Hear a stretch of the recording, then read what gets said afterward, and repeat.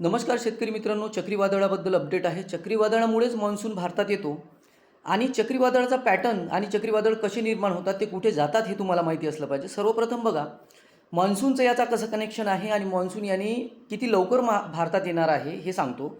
एक चक्रीवादळ आत्ता तयार होतं आहे बंगालच्या उपसागरात. सर्वप्रथम लक्षात घ्या, मार्च, एप्रिल, मे हे 3 प्री मान्सूनचा महिना असतो आणि 4 महिने जून, जुलै, ऑगस्ट, सप्टेंबर हे मान्सूनचे महिने असतात. आता प्री मान्सूनच्या महिन्यामध्ये मार्चमध्ये जे बंगालच्या उपसागरात चक्रीवादळं बनतात, अरबी समुद्रात बनत नाही शक्यतोवर, तर ते चक्रीवादळं म्यानमारकडे जातात. जे एप्रिलमध्ये चक्रीवादळं बनतात ते बांगलादेश एखादंच उडीसाकडे जाते आणि मेमध्ये जे चक्रीवादळ बनते, मेमध्ये चक्रीवादळं दोन्ही समुद्रात म्हणजे अरबी समुद्रामध्ये आणि बंगालच्या उपसागरात बनण्याची शक्यता सारखीच असते. परंतु त्यातल्या त्यात हे चक्रीवादळं बंगालच्या उपसागरात जास्त बनतात आणि त्याचा मार्ग कसा असतो तर ते कधीकधी आंध्र प्रदेश आणि उडीसाच्या मध्य तटावर सुद्धा मध्य भागात लँड होऊ शकतात, लँडफॉल होऊ शकतो. ठीक आहे.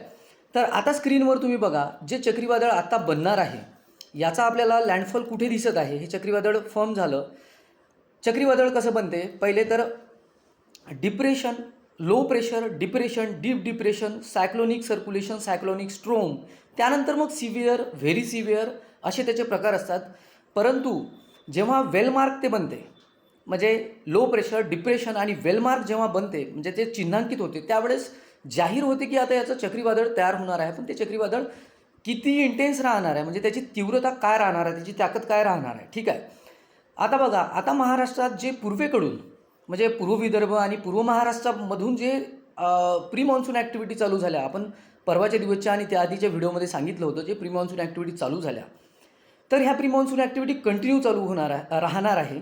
परंतु जेव्हा हे चक्रीवादळ तुम्हाला जे स्क्रीनवर दिसत आहे बघा, स्क्रीनवर हे चक्रीवादळ जेव्हा इंटेन्स होईल, म्हणजे याला जेव्हा बळ मिळेल, चक्रीवादळाची ताकद केव्हा वाढते तर जेवढा सी सरफेस ट्रॅव्हल टाईम, म्हणजे जेवढा पाण्यावरती ते प्रवास जास्त करेल चक्रीवादळ, त्याला एरिया तेवढा जास्त मिळेल, म्हणजे दूर लो प्रेशर तयार होते आणि तटाकडे जेव्हा येते तर त्यावेळेस म्हणजे त्याला सी सरफेस ट्रॅव्हल टाईम जेव्हा जास्त मिळतो त्यावेळेस ते इंटेन्स बनत असते, त्यावेळेस ते शक्तिशाली बनत असते. ठीक आहे. तर हे याच्यासाठी सांगितलं की जेवढं चक्रीवादळ शक्तिशाली बनणार ह्या वेळेचं, तर तारीख काय राहणार आहे, जवळपास 15 मे, 14 मे, 16 मे, त्याच वेळेस ह्या चक्रीवादळामुळे अंदमान सागरात मान्सून दाखल होणार आहे. ठीक आहे. तर त्याच्यासाठी मी तुम्हाला हा इतिहास सांगितला की मान्सून दाखल आणि जाहीर तारीख होणार आहे. त्यानंतर नेमका हे चक्रीवादळाचा प्रभाव आहे तो संपेल जवळपास 17च्या पुढं, 17 तारखेपासून संपेल आणि त्याच वेळेस लँडवरती 16 तारखेपासून, 17 तारखेपासून किंवा 15 तारखेपासून पाऊस चालू होईल आपल्या इकडे. ठीक आहे. महाराष्ट्रासाठी सांगतो आहे. तर महाराष्ट्रात जेव्हा हे चक्रीवादळ जेव्हा हे होईल, म्हणजे याचा जेव्हा वेग जास्त राहील आणि इंटेन्स राहील, त्यावेळेस महाराष्ट्रातल्या प्री मान्सून ॲक्टिव्हिटीसुद्धा बंद होणार आहे. फक्त ढगाळ वातावरण राहील, कोणत्याही प्रकारचा पाऊस राहणार नाही. कधी, जेव्हा समुद्रात हे चक्रीवादळ ताकदवर राहील त्यावेळेस. परंतु ज्यावेळेस लँडफॉल करेल, ज्यावेळेस तटाला धडकेल, त्यावेळेस मग महाराष्ट्रात आणि बाकी राज्यात इतर म्हणजे पूर्वेकडच्या हे पाऊस घेऊन येणार आहे. ठीक आहे. तर सांगायचं हे आहे की यामुळे मान्सून अंदमान सागरात आपण ज्या मागच्या व्हिडिओमध्ये तारखा दिल्या होत्या 14 ते 16, त्याच वेळेस जाहीर होणार आहे. त्यानंतर पश्चिमेकडे जोरदार सरकेल, कारण त्यानंतर कोणती सिस्टम आपल्याला बनताना दिसत नाही आहे, म्हणजे त्याला डिस्टर्बन्स निर्माण होणार नाही आहे. लगेच काही दिवसातच श्रीलंका पार करून केरळमध्ये मान्सून दाखल होणार आहे, अशा बातम्या आपल्यापर्यंत येणार आहे. महाराष्ट्रात मान्सून कधी दाखल होईल, मान्सून कधीही दाखल होऊ द्या, परंतु पेरणीयोग्य पाऊस कधी होणार. ठीक आहे. माझे व्हिडिओ बघत राहा. प्रश्न असेल तर कमेंट करा. मी नेहमी म्हणत असतो, तुमचे तांत्रिक प्रश्न असेल तर तुम्ही कमेंट करा.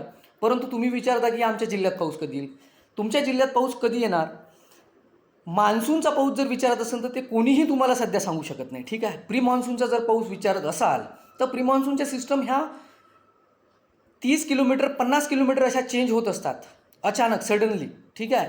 म्हणजे कोणतेही सॅटेलाईट इमेज पाहून, पॅटर्न पाहून कोणीही सांगू शकेल. पॅटर्न असतो काय, तो मी तुम्हाला 45 डिग्री सेल्सिअसच्या वर गेल्यावरचा पॅटर्न सांगितला. ठीक आहे. ट्रॉपिकल झोनमध्ये, म्हणजेच विषुववृत्ताच्या 23.5 डिग्री उत्तर, 23.5 डिग्री दक्षिण, म्हणजे 23.5 डिग्री उत्तरचं काम आहे आपल्याला. 23.5 डिग्री उत्तरमध्ये जेव्हा याचे ते पॅटर्न्स असतात. मी टेक्निकल व्हिडिओमध्ये तुम्हाला गेल्या काही वर्षात हे सगळं समजावून सांगितलेलं आहे. चक्रीवादळाचे पॅटर्नसुद्धा समजून सांगितले आहे. चक्रीवादळ जर कसे तुम्हाला दिसत असेल, पण काही चक्रीवादळाचे पॅटर्न ठरलेले असतात. अपवादात्मक चक्रीवादळाचा पॅटर्न चेंज होतो, नाहीतर मार्चमधल्या, एप्रिलमधल्या आणि मेमधल्या चक्रीवादळाचा पॅटर्न चेंज होत नाही. आता जर तुम्हाला सांगायचं झालं तर मी नेक्स्ट उद्या एक व्हिडिओ बनवतो. वेगवेगळे मॉडेल वेगवेगळ्या त्याचे रूट्स दाखवत असतात, परंतु हवामान अंदाज सांगणाऱ्याला त्याचा तेवढा अभ्यास असायला पाहिजे की गेल्या काही वर्षाचा डेटा आपल्याकडे असतो, त्यानुसार हे चक्रीवादळ प्री मॉन्सून सीझनचे कसे बिहेवियर करतात. ठीक आहे. विषुववृत्तीय भागात जे मार्च महिन्यात जे चक्रीवादळ बनतात, म्हणजे त्याला आपण ट्रॉपिकल सायक्लॉन्स म्हणत असतो. हे सुद्धा ट्रॉपिकल सायक्लॉन्सच आहे, परंतु मार्चमधले ट्रॉपिकल सायक्लॉन्स वेगळे बिहेव करतात, एप्रिलमधले वेगळे करतात आणि मार्चमध्ये वेगळे करतात. काही तांत्रिक कमेंट तुम्ही विचारा, कारण ह्या सगळ्यावरूनच आपल्याला मान्सूनचा पॅटर्न ठरत असतो. नुसत्या ढगाकडे पाहिलं आणि सॅटेलाईट इमेज पाहिल्या त्यांनी मान्सूनचा अंदाज देता येत नाही. म्हणूनच पेरण्या जर सक्सेस करायचा असेल तर तुम्हाला योग्य हवामान अंदाज घ्यावा लागेल. ठीक आहे, हे गोष्ट लक्षात घ्या. नाहीतर जूनच्या पहिल्या आठवड्यात पाऊस येत नाही का, मग जूनच्या पहिल्या आठवड्यात पेरण्या करत असते का? मग जे हवामान अंदाज सांगतात की जूनच्या पहिल्या आठवड्यात एवढा पाऊस येणार, अरे पेरण्या करायच्या का नाही सांगा. शेतकऱ्याची अडचण तिथे आहे की पेरण्या केल्या पाहिजे का. ठीक आहे, तर हवामान अंदाज सांगणं एवढी सोपी गोष्ट नाही. ठीक आहे, याचा जो पॅटर्न्स असतो त्याच्यासुद्धा आपल्याला लक्ष द्यावं लागते त्या गोष्टीवर, आणि निरीक्षणाच्या नोंदी ठेवावं लागत असते. आणि मॉडेल्स कसे आत्ता सांगत आहे, वेगवेगळ्या प्रकारचे असे शेकडो मॉडेल आहे, परंतु कोणते मॉडेल्स आपल्याला त्यावेळेस नेमके काम करतात हे आपल्याला माहिती लागते. धन्यवाद.